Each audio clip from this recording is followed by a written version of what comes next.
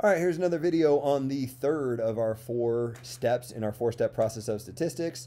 The step that we call descriptive statistics, where you transform some raw data that you have, a whole bunch of numbers in a list, into a more useful form so that by the time you get to step 4, you can draw a conclusion about your population, it turns out, from this sample data. And what we saw in the last video, or what I talked about in the last video, is there's a couple different ways you can do descriptive statistics. We can figure out numbers that kind of represent a data set, and you can also figure out pictures that sort of represent a data set. And you're like, oh, and last time you figured out numbers, mean, median, and mode. I bet this time you're doing pictures. No, actually, we're still doing numbers. It turns out that what we did in the last video isn't sufficient. If you're trying to summarize a set of numbers using a single number, a numeric measure, it's not sufficient to just quote a measure of center. Whether you use mean or median or maybe in a different class mode, that one number alone isn't sufficient to really get a good idea about the data. We need more information.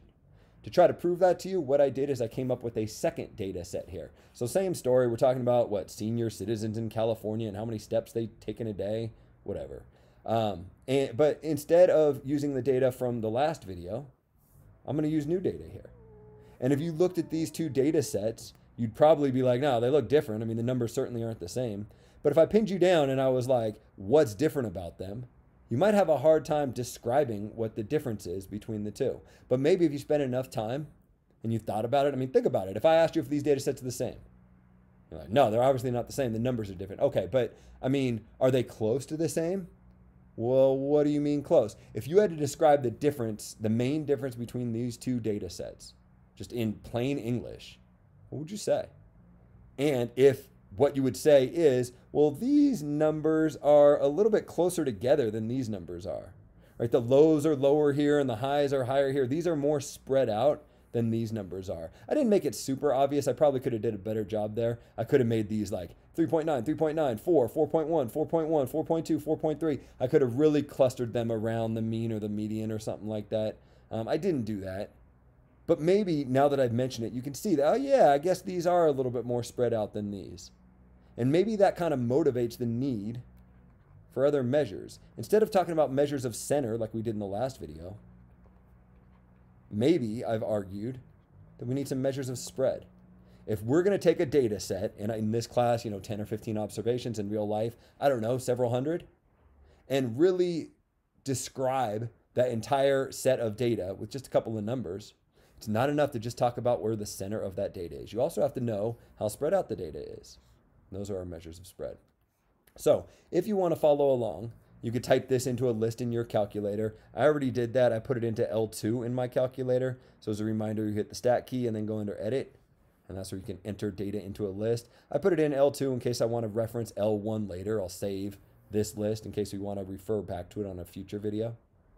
And then I typed all these into L2. And if you want to do that, feel free. If you don't want to, you don't have to. Either way, it's up to you. I got all these observations here. Then, like we did last video, we can hit Stat again to return to this previous menu and go over to Calc and calculate one variable statistics, except not on L1 anymore, but now on L2. Right? I want to know one variable statistics on this group over here. And if I go down to Calculate, what you'll see is I kind of contrive this data to make things work out. Note that X bar is the exact same as it was before. I picked these numbers so that they'd have the exact same mean as they did in the previous video. And they'd have the exact same median as they did in the previous video. However, I think most people would argue just by looking at them that these numbers are a little bit less spread out than these numbers. And maybe I can convince that to you with some measures of that with some measures of spread. So measures of spread, we're going to have 3 of them. The first one will be simplistic, which I guess is kind of nice. But what you'll see is it's overly simplistic, so we won't use it very much in this class, but it works. So it's called the range. And all the range is your largest observation minus your smallest observation. That kind of makes sense. The word range, you think about the range of values that come out here. Let's see, they go from 23 to 1 over here. So I guess this data set has a range of 22. But this data set, it goes from 12 to 3.5. So if I take 12 minus 3.5, what, 8.5, I think is what I'd end up getting with the range here. 8.5 is a lot less than 22. The range over here is a lot less than the range over here. I guess that sort of makes the argument that this data set is less spread out than this data set. I don't know. Pretty weak argument, frankly. I mean, if I asked you got any problems with that, maybe if you had just watched the previous video and we're thinking in terms of outliers like we mentioned in the previous video, you might note that the range is super susceptible to outliers, right? Because all it does is look at the largest and smallest observation. You could have a ton of observations that are all super duper close together. Think 1, 1, 1, 1, 1, 1, 1, 1, 1.2, 1.2, 1.3, 1.4, 1.4, 1.5, and then 163. And it's going to have a huge range, what 162 in that case.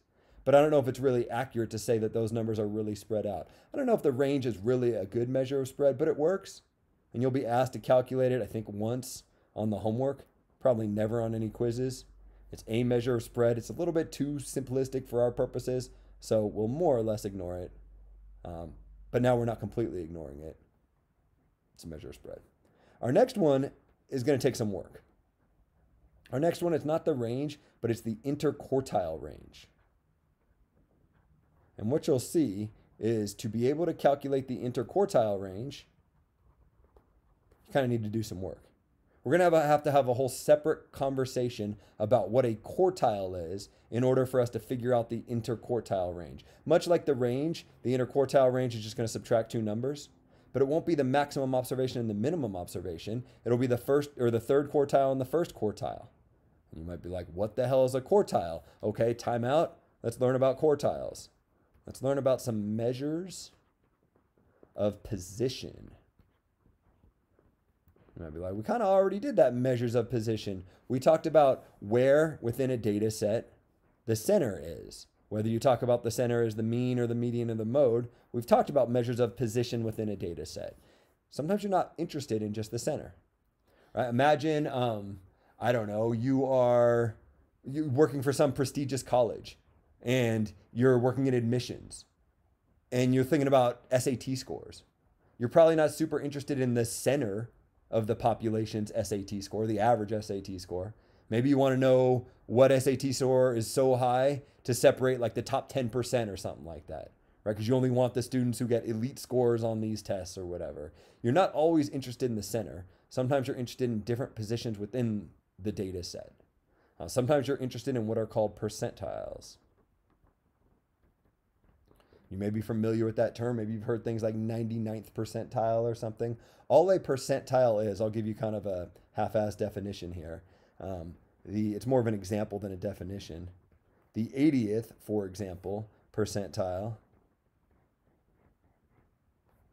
is the point in the data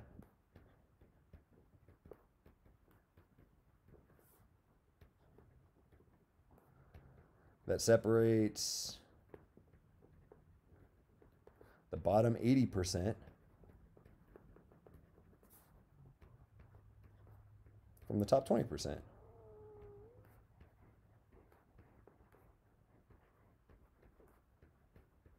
So therefore, the 90th percentile would be the point in the data that separates the top 90%. Sorry, the bottom 90% from the top 10%. The 99th percentile would be the point that separates the bottom 99% from the top 1%. The 5th percentile would be a point really low in the data. It's a point that is so low in the data that only 5% of the observations are below that point. 95% are above that point if I'm talking about the 5th percentile. So the 80th percentile, if I'm looking at my data set, would be, I don't know, somewhere down here. So that about 20% of the observations are higher than that point, but about 80% of the observations are lower than that point. Note that I'm saying about in there because there's several different formulas that you can use to calculate percentiles, which you think is no big deal, but that's kind of a big deal in a class like this where, we want specific answers. If you use this method and you get a different answer, I don't want to say that your answer is incorrect. So what I'll do to get around that is I'll never ask you to calculate, I'll only ask you to calculate specific percentiles. As far as general percentiles, I just want you to understand this definition because this word, it turns out, will come into play as this class goes on. You'll need to know that the 80th percentile, for example, is a point that is higher than most of the data in your list. What do you mean most? Well, about 80%. It's higher than about 80% of the observations. Percentiles, there's different formulas that calculate different percentiles, but some of them are more consistent. The 25th percentile is kind of a special one. So now you're thinking, this is the point that's fairly low in my data set. I don't know, somewhere down here, that's so low that there's only about 25% of observations below it. The remaining 75% are above it. That would be the 25th percentile. It's important enough that it gets a special name. It's called the first quartile, which is important enough that it gets a special symbol. It's a Q with a little 1 in the subscript, capital Q. Similarly, there's a thing called the 75th percentile. How about let's save time? And that's important enough it gets its own name. It's the third quartile. And you might be like, yeah, that kind of makes sense. 75% is like 3/4. Sure. And it also gets a symbol, and it won't shock anybody that's Q with a little 3 in the subscript. It turns out you've actually seen percentiles already in this class. The 50th percentile is something you've already seen. Maybe I'll say note, 50th percentile. Maybe you're thinking, wait, I don't remember seeing that. You've seen that. The 50th percentile is the point in the data that separates the top 50% from the bottom 50%. It's the point in the data that's kind of physically in the middle. Oh, yeah. That's the median from the last video. The median is always equal to the 50th percentile. Note, 50th percentile is median. Nobody calls it the 50th percentile. Very few people call it the 50th percentile or the second quartile. I suppose you could if you wanted to, but nobody does. People call it the median instead. But the 25th and the 75th percentile end up being fairly important. You might be asked to calculate these values, Q1 and Q3, independently, just on their own. But more likely, like what you should expect to see on a quiz, is I instead give you a set of data and ask you to calculate the interquartile range. And you need to know that the interquartile range is the range between your quartiles. In other words, it's Q3 minus Q1. And you're like, but how do I get Q3 and Q1? Don't worry, they're going to come straight out of your calculator. I'll show you in just a minute. These are our first 2 measures of spread. This one will end up being really useful. This one won't be that useful. This one, this interquartile range, because it uses percentiles, which are kind of like the median, these percentiles are also resistant to outliers. Just like we talked about in the previous video, how the median was resistant to outliers, the 25th and the 75th percentile are also resistant to outliers. Maybe you can kind of convince yourself of that fact. No? Okay, I'll convince you of that fact. Imagine this is 235 instead of 23. It's not going to matter for the percentiles. The percentile is still trying to find the point, let's say the 75th percentile, that separates the bottom 25%, the top 25% from the bottom 75%. So it doesn't matter how far above the rest of these observations this observation is. It makes no difference. It's not going to affect my 25th nor 75th percentile, and therefore is not going to affect, yeah, I can make this work, my interquartile range. So what you'll end up seeing is later on in this class, the median and the interquartile range are going to kind of go together. They'll be the ones that you use when you want measures that are resistant to outliers, that don't get changed when you have outliers or don't get changed a whole lot. So that's the interquartile range. Before I show you how to calculate that, I want to talk about the third and final of our measures of spread. And the motivation for a third one is kind of the same idea up here. When I was talking about being resistant to outliers, that's a good thing and a bad thing, right? It's kind of a good thing depending on your use case, but it might be a bad thing. It might be nice that your numbers don't get changed just by one observation, but it might not feel right that you're just sort of ignoring one observation that's way bigger than the rest if this were 235. Right? There's cases where you want to do both. An issue that you might have with the interquartile range is like every observation doesn't really count. For the purposes of my interquartile range, if this is 12 or 120, I get the exact same answer. And even more in between here, like if I end up figuring out that the third quartile is, say, 9.5. I don't know what it ends up being, but pretend it's 9.5. Then it doesn't matter if this is a 7 or an 8 or a 6 or a 5. Like none of that will matter. This observation can be anywhere in there without changing that interquartile range. The interquartile range is nice. I mean, it's a useful measure of spread, but its downside is it's, I don't know, unfair maybe. It doesn't let every observation have an equal say, an equal weight. You might be interested in a measure of spread that tells you kind of how far all the observations are, sort of on average, loosely speaking, from the middle. Turns out such a thing has a name. It's called the standard deviation. The formula for a standard deviation is beyond what I want to teach you in an intro to statistics class. It's really not that bad. I used to teach it in a Math 243 class, but I don't do it anymore. You're going to get it straight out of your calculator. All I want you to know about the standard deviation is it's just, loosely speaking, it tells you about how far from the middle, the mean, a given observation is. So like if I look over here, what my mean ended up being 6 or so. So this observation is like 2.5 below the mean, and this is 2 below the mean, and this is 6 above the mean, and this is what, 4 above the mean. About how far is an observation from the mean? I don't know, like 3.5 or 4 or something like that.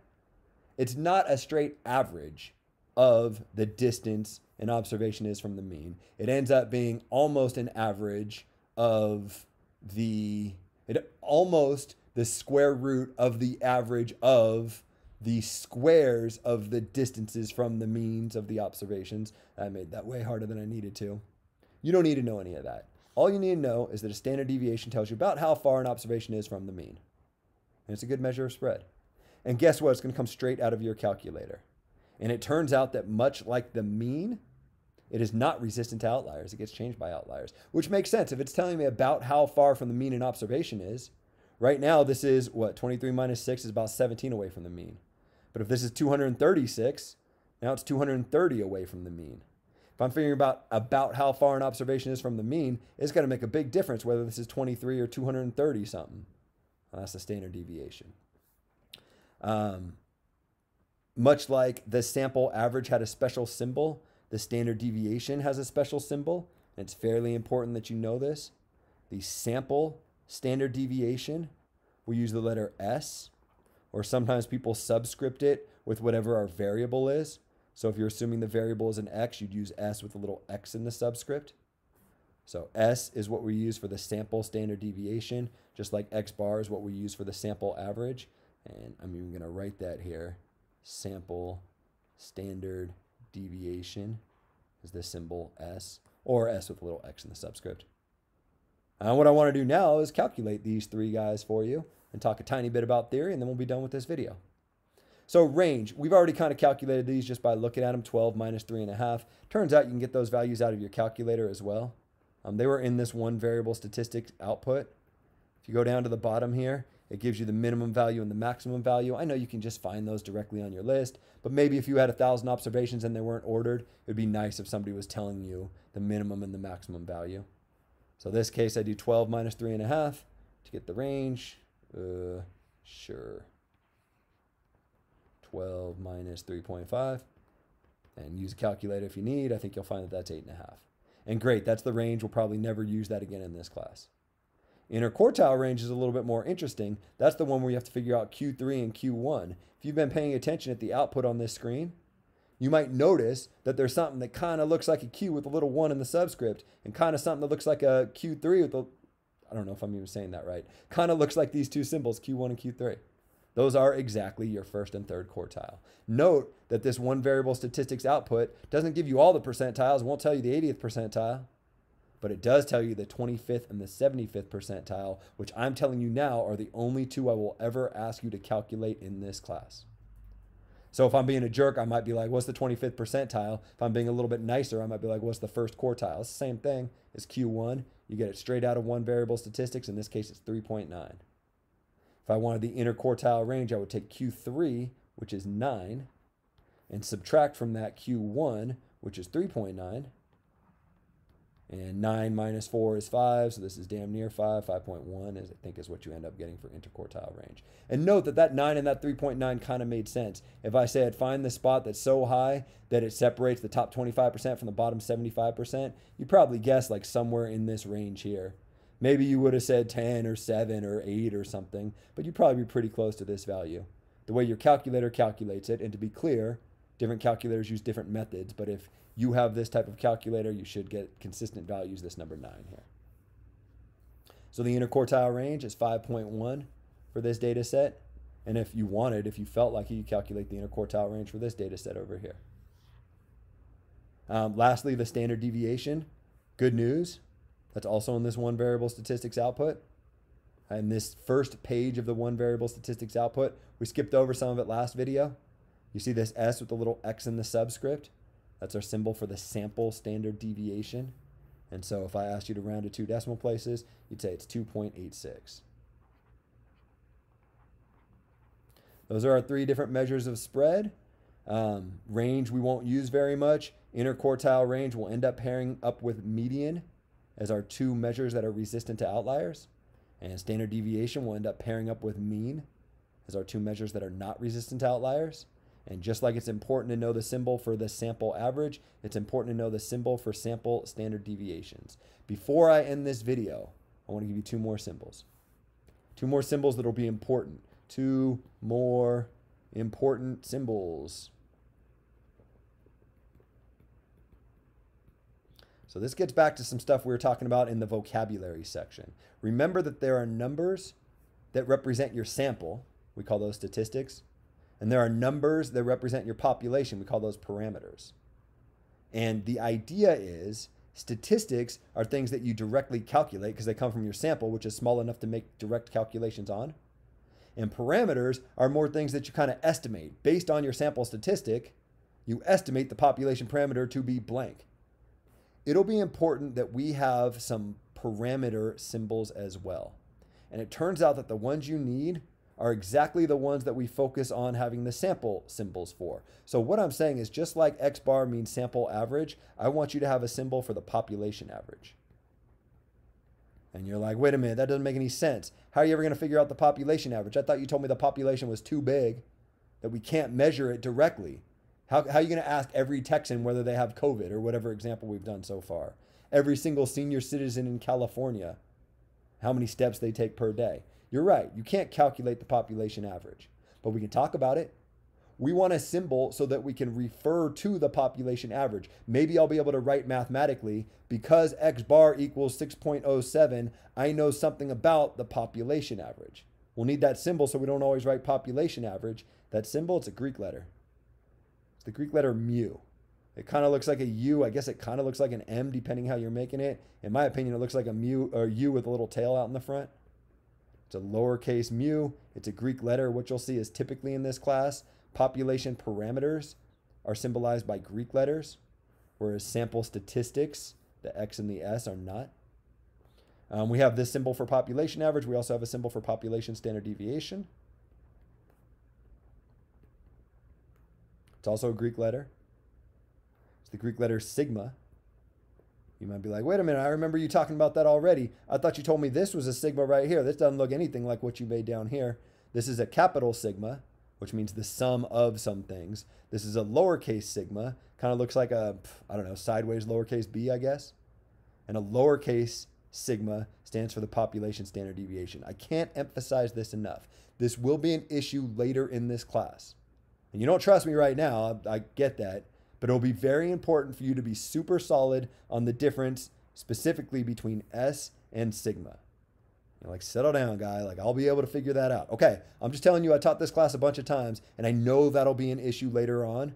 So I've reminded myself to make a big deal about it early on, that S is your sample standard deviation and sigma is your population standard deviation. And on this week's quiz, if I give you sample data and ask for the standard deviation, I'm asking for S, the standard deviation of the sample, because I'm giving you sample data. I will never, ever, ever ask you to calculate sigma, the population standard deviation. We'll talk about it theoretically, but you'll never calculate it.